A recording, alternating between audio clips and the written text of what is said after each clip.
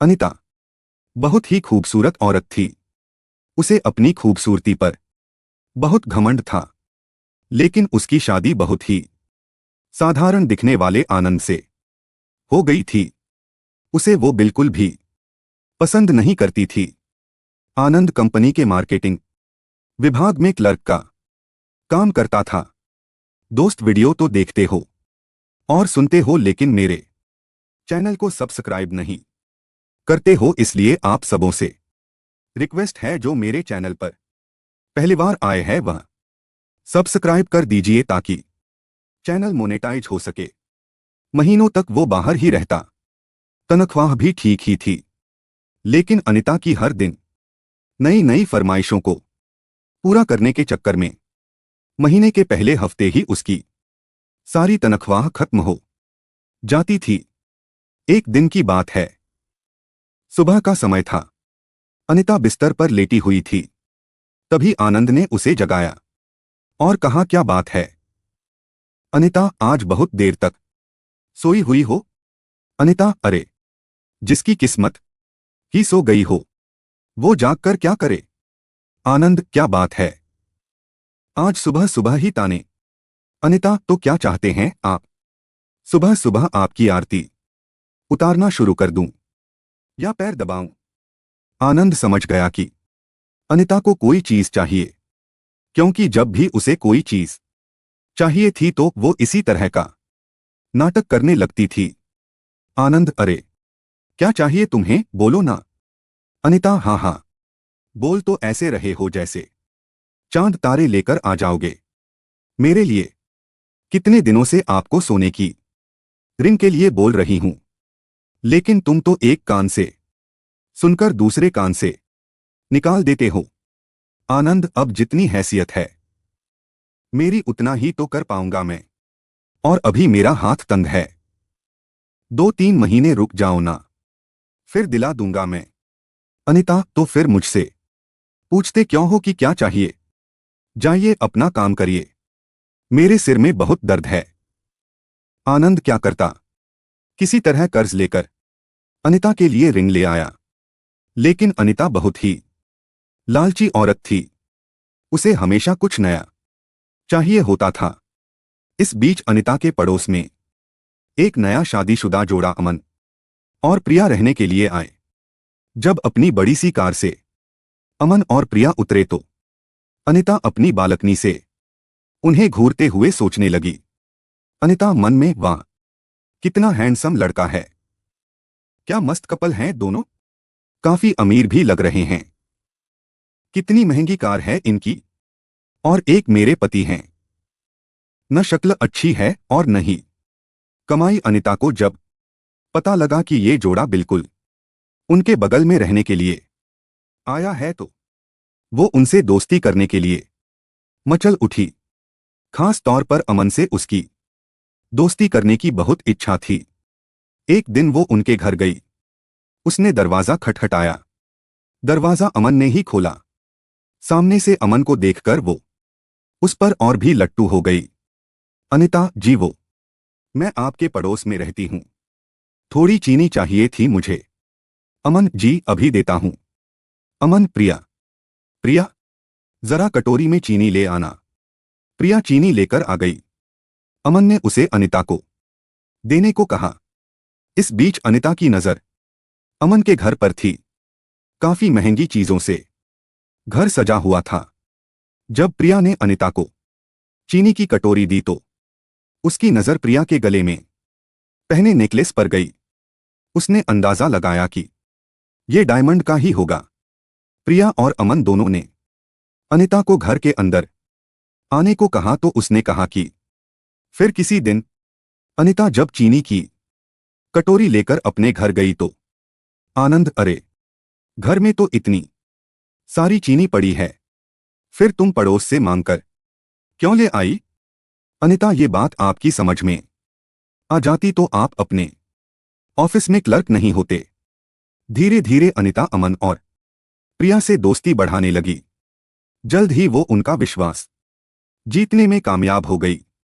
कभी कभी प्रिया किसी काम से बाहर गई होती तो वो प्रिया की गैरहाजिरी में भी अमन के पास चली जाती और उससे घंटों बातें करती। अमन हंसते हुए, अरे बस करिए भाभी, आप तो हंसा हंसा कर जान ही ले लेंगी। अनिता, अरे ऐसा मत कहिए अमन, आपकी जान हमारे लिए बहुत कीमती है। हम तो आपके लिए अपनी जान भी दे सकते हैं। एक बार बोलिए तो। अमन, ये आप क्या कह रही है? अरे आप तो सीरियस ही हो गए। अब आपकी भाभी को आपसे मजाक करने का भी अधिकार नहीं है क्या? इनडायरेक्टली वो अमन को कई तरह के इशारे भी करती और उसे अपने झूठे प्रेम जाल में फंसाने की कोशिश भी करती, क्योंकि उसे पता था कि अमन बहुत ही अमीर है और वो उसकी सारी ख्वाहिशों को पूरा कर सकता है। लेकिन अमन अपनी पत्नी से बहुत प्यार करता था, इसीलिए वो अनिता की इन हरकतों का कोई जवाब नहीं देता था। एक दिन की बात है, अनिता अमन और प्रिया से मिलने उनके घर आई। प्रिया, अरे आइए आइए भाभी, हम आपकी ही बातें कर रहे थे। अनिता, मेरी बात?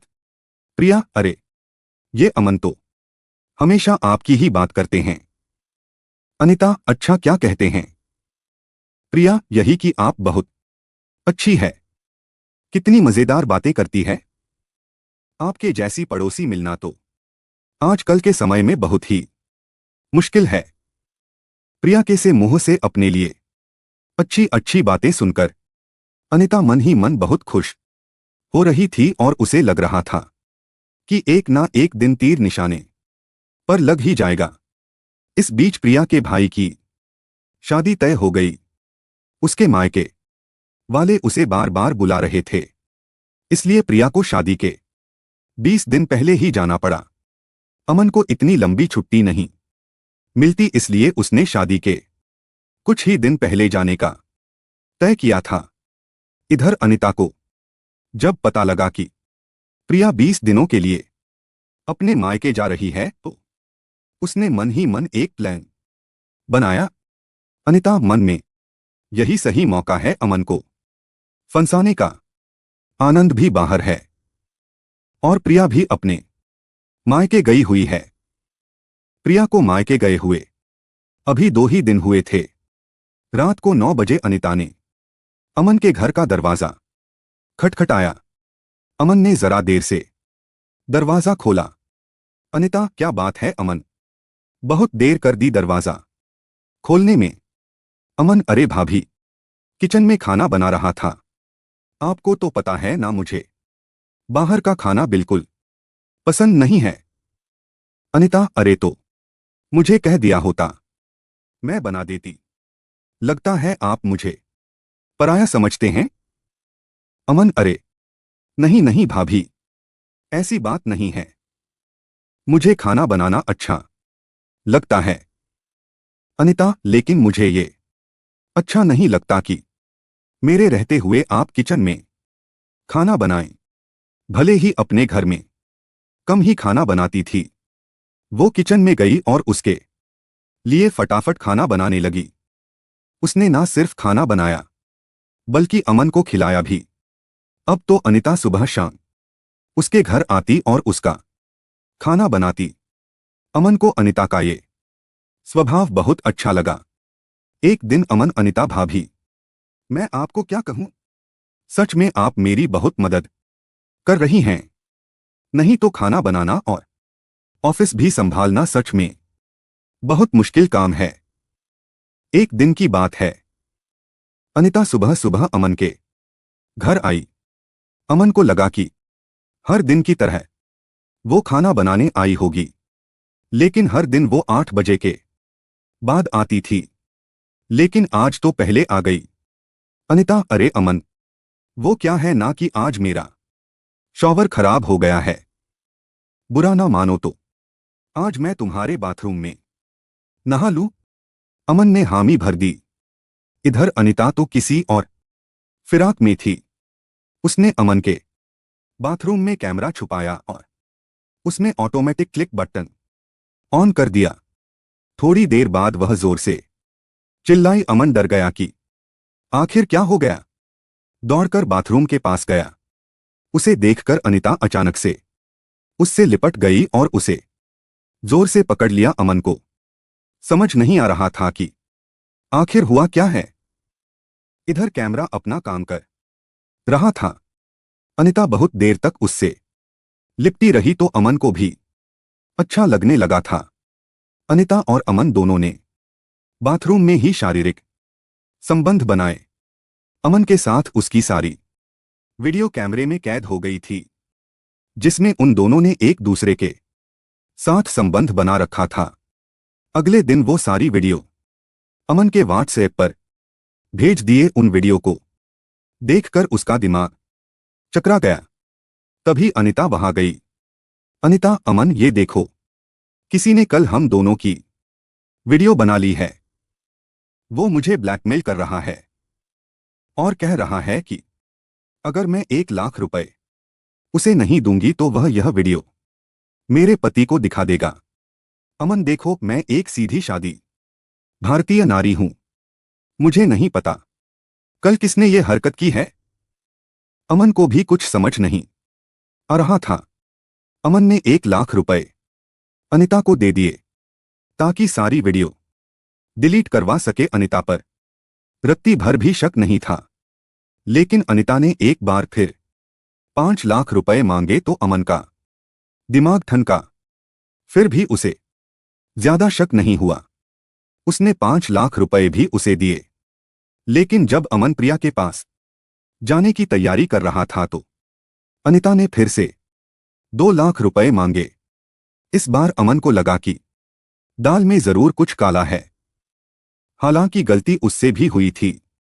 अमन ने बहुत सोचा और प्रिया से माफी मांगते हुए उसे सारी बातें बता दीं। प्रिया उसी समय अपने मायके से अमन के पास लौट आई। उस दिन अनिता जब शाम को 2 लाख रुपए लेने आई तो उसने प्रिया को देखा। प्रिया को देखकर उसका चेहरा उतर गया। अनिता, अरे तुम कब आई? प्रिया, प्रिया जी अभी आई हूं भाभी। उसके बाद प्रिया ने अमन और अनिता की सारी वीडियो उसे दिखाई और कहा, प्रिया भाभी, आपने मुझे बताया नहीं कि कोई आपको इन वीडियो के लिए ब्लैकमेल कर रहा है। मैं अभी इन वीडियो को लेकर पुलिस स्टेशन जा रही हूं। पुलिस का नाम सुनते ही अनिता के होश उड़ गए। उसे अपनी पोल खुलने का डर सताने लगा। उसने पुलिस स्टेशन ना जाने की बात उनसे कही, लेकिन प्रिया अड़ी रही। आखिरकार अनिता टूट गई और रोते रोते उसने अपना गुनाह कबूल कर लिया। प्रिया, मुझे शर्म आती है आप जैसी औरतों पर जो अपने मतलब के लिए दूसरे मर्दों को फंसाती हैं। अरे आनंद भैया, में क्या कमी है? वो बेचारे तो आपको हर खुशी देने की कोशिश करते हैं, लेकिन पता नहीं आपको ऐसा क्या चाहिए जो आपका लालच खत्म ही नहीं होता। अनिता को अपनी गलती का एहसास हो गया था।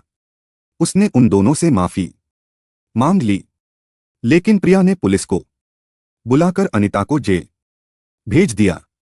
अमन और प्रिया ने कुछ दिनों बाद अपना फ्लैट खाली कर दिया।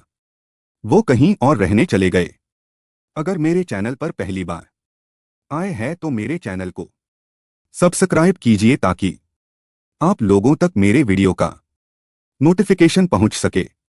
मेरे वीडियो को लाइक, शेयर, कमेंट कीजिए ताकि आप लोगों के लिए अच्छा से अच्छा वीडियो बना सकूं। जय हिंद, जय भारत।